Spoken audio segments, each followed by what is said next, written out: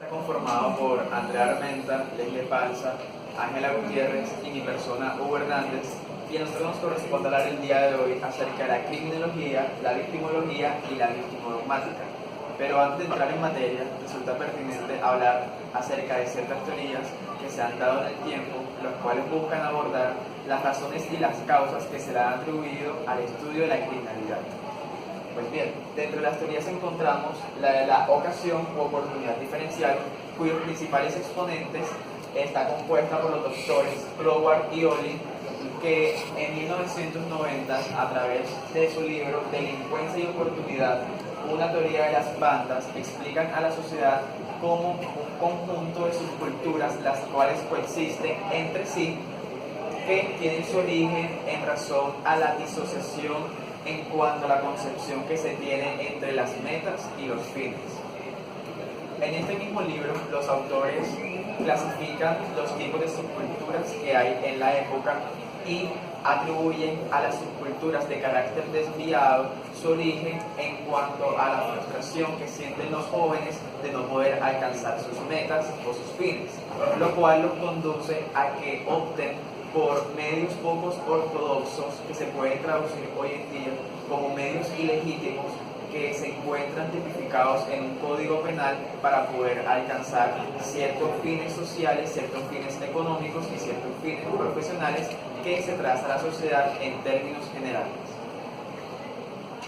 Dentro de la clasificación de las subculturas que desarrollan estos autores en el texto previamente mencionado, encontramos la subcultura criminal, que es aquella que surge con facilidad en aquellas zonas donde es común y cotidiano la comisión de conductas punibles y se caracteriza debido a que es el centro donde las personas se reúnen para la implementación, para la estructuración y modificación de nuevas modalidades para cometer conductas punibles y de esta forma alcanzar sus fines. Segundamente encontramos la subcultura conflictual, la cual se encuentra caracterizada por ostentar un crimen de carácter individual más no colectivo, es decir, que en estas no es muy común encontrar un concurso de conductas punibles ni un concierto para delinquir, sino una violencia de carácter simple. Y por último nos habla acerca de una subcultura abstencionista, la cual se encuentra caracterizada a que los miembros de esta, ya sea por factores internos o por factores externos, se abstienen de realizar conductas punibles, es decir, por la moral o ya sea por condiciones físicas.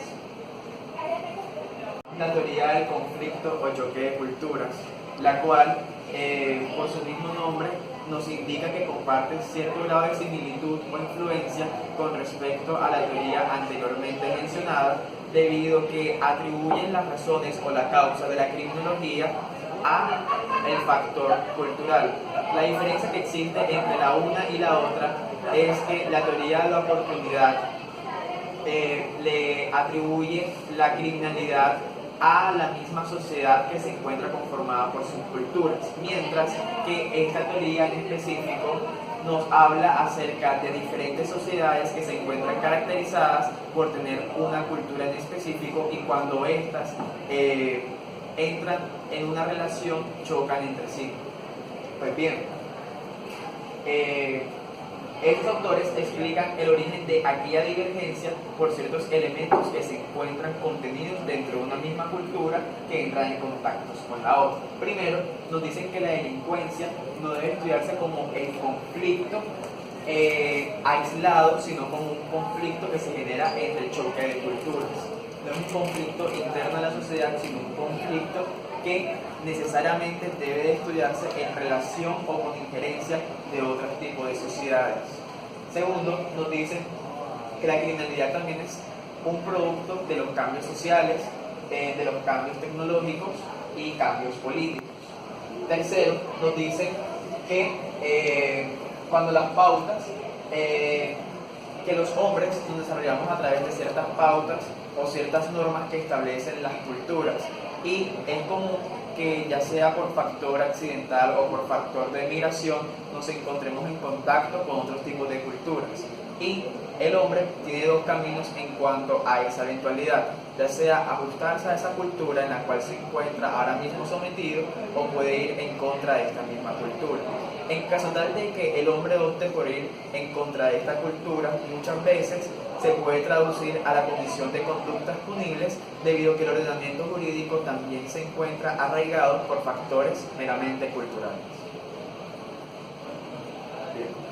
La teoría de los enfoques pluri o multifactorales centra el estudio de las razones de la criminalidad en cuanto a las orientaciones etiológicas del hombre, y con esto la teleología lo que busca es estudiar las razones o los motivos, las causas de algún hecho en específico.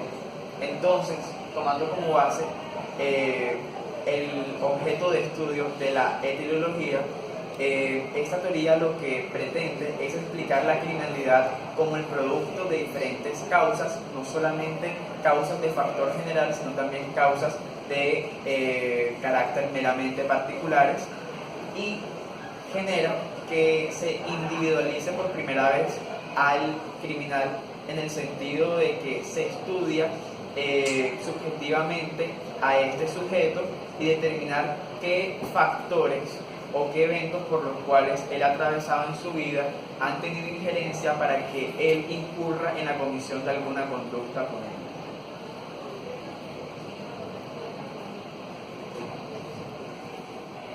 Y por último encontramos la teoría de la anomia. La anomia es entendida como la desintegración social originada por el hecho de que la creciente división del trabajo obstaculiza la convivencia y la socialización entre sus individuos. Esta teoría nos dice que a raíz de la evolución industrial y del capital, la sociedad se ha encontrado dividida debido al sometimiento laboral al cual nos encontramos hoy en día, y ha perjudicado significativamente el desarrollo de la convivencia entre los mismos miembros de la sociedad, lo cual ha generado que no exista una fraternidad entre la misma, y esto conlleva a que no exista dentro de un conglomerado social cierto acompañamiento y se genere la comisión de conductas con él. Alrededor de 1960 se consideró la criminología como una disciplina o una ciencia independiente. Sin embargo, para algunos investigadores, ellos pensaban que se debía estudiar la criminología desde el punto de vista de la causa y el factor de criminalidad, mientras que otros pensaban que se debía sucumbir más al lado de lo que es la víctima del delito ante el hecho desligado del comportamiento humano. Ahora se llama nueva victimología. Ahora bien, para poder entrar en el tema, debemos tener en cuenta estos conceptos básicos. ¿Qué es la víctima? La víctima, desde un punto gramatical, es aquel sujeto, animal o persona que es agredido o es sujeto de agresión, ya sea por causa de otra persona, por sí mismo o efecto fortuito. En el concepto jurídico tenemos que es aquel sujeto pasivo que es percibido por sujeto que percibe por el objeto material el daño, y es quien se debe indemnizar. Tenemos la victimología, que es el estudio de la víctima y el estudio de las causas del delito independiente del comportamiento de la víctima. Debemos victimatizar o victimar, es hacer víctima a alguien o disponer de lo necesario para hacer sucumbir a otros. Victimización. Tenemos que la victimización puede ser primaria, secundaria o terciaria. La primaria es que estas nada más competen al individuo. La secundaria es a un grupo de personas, y la terciaria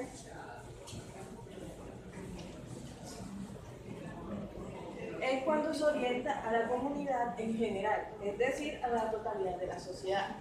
Tenemos también que puede ser directa o indirecta.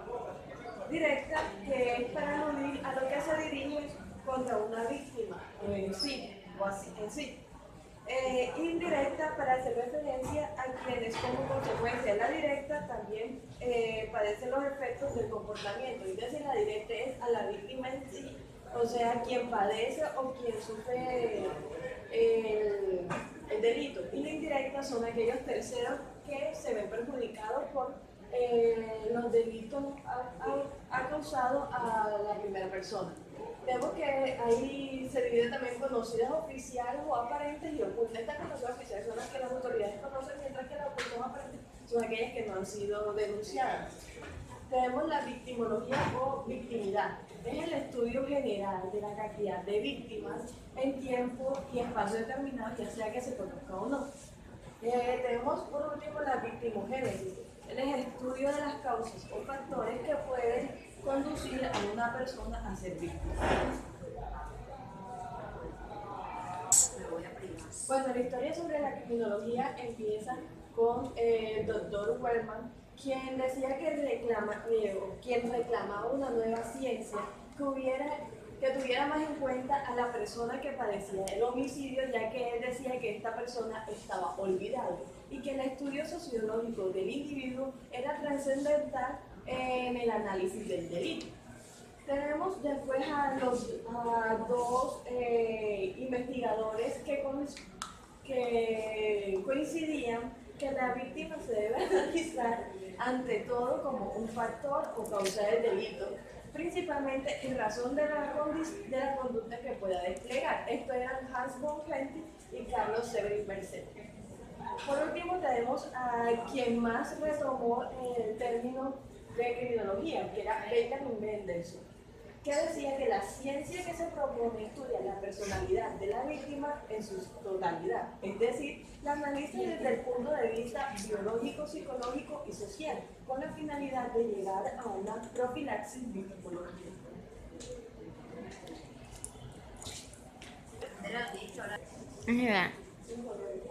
Por último, aquí tenemos que la definición de victimología comprende primero la personalidad de la víctima. Segundo, los elementos psíquicos que forman el complejo criminológico que existe en la pareja penal. Tercero, la personalidad de la víctima que interviene en la tercera persona. Cuarto, los medios de identificación de los individuos que tienen tendencia a convertirse en víctimas. Y por último, la búsqueda de instrumentos curativos y preservativos de la reincidencia de la víctima. Seguimos con la victimodogmática, que es el nombre que recibe el estudio de las víctimas ceñido a la dogmático jurídico penal, y que se hace estudios referente a la víctima y la tipicidad, la víctima y la antijudicidad, la víctima y la impunibilidad, y relacionado con temas procesales. La víctima y la tipicidad objetiva es la que se presenta con el consentimiento frente a bienes jurídicos que desaparece la tipicidad, bien por simple tipicidad, bien por el tipo bien por la tesis del tipo negativo, o por bien tipicidad conglobante. Se parte de la ausencia de lesión del bien jurídico cuando se habla de temas sometidos a reserva, como los casos de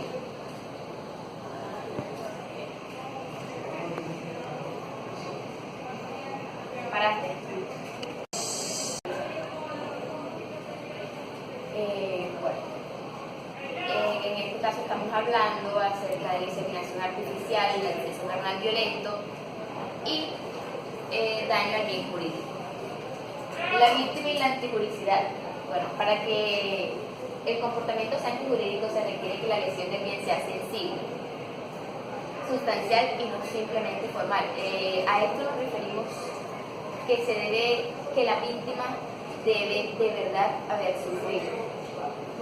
Si no se acepta ninguna de las tesis que se plantean, el consentimiento disolverá la antijuridicidad en este caso.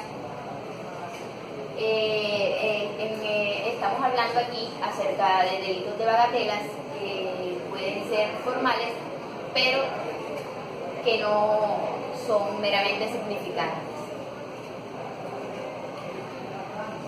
La víctima y la culpabilidad. Bueno, este opera particularmente el error, sería cuando estamos hablando de la edad frente a delitos sexuales. La víctima y la punibilidad, pues aquí esta relación puede verse desde varios aspectos, que es la víctima y el incremento de la pena. Estamos hablando aquí cuando se habla pues de delitos patrimoniales, que es cuando se causa o se le hace un daño grave al sujeto pasivo.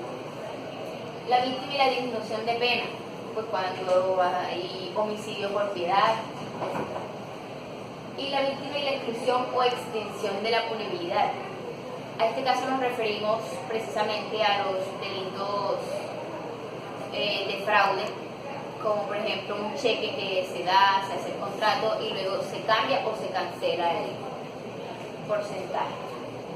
Y por último, la víctima y aspectos procesales. Bueno, la ley procesal recoge varios aspectos con relación a las víctimas, que son la protección y la asistencia, el restablecimiento del derecho, su posibilidad de acceso al expediente y aportar pruebas, la conciliación y el desistimiento. El tema de la nueva victimología. En su última fase, la que se inicia más o menos en 1980, la nueva victimología sigue tratando o trabajando sus temas tradicionales, pero le concede una mayor importancia a 7 temas muy puntuales. Entre esos encontramos la investigación sobre las víctimas, que esta lo que busca es un acercamiento en cuanto a 4 aspectos. Uno de ellos es la cifra negra, oculta o oscura de la criminalidad, que esto quiere decir aquella información que se comete pero que no llega al conocimiento de la autoridad judicial.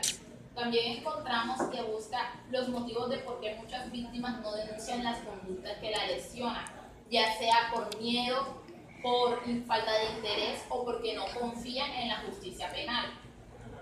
También tenemos que buscar detectar cómo afrontan sus problemas las víctimas. Esto cuando ellas no acuden a un sistema judicial formal.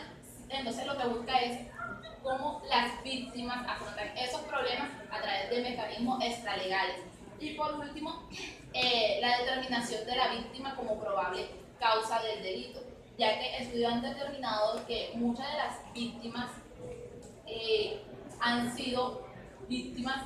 Ay, no me enredé. Y por último, la determinación de la victimidad como probable causa del delito, porque según estudios han demostrado que quien delinque anteriormente ha sido víctima de una o varias conductas punibles.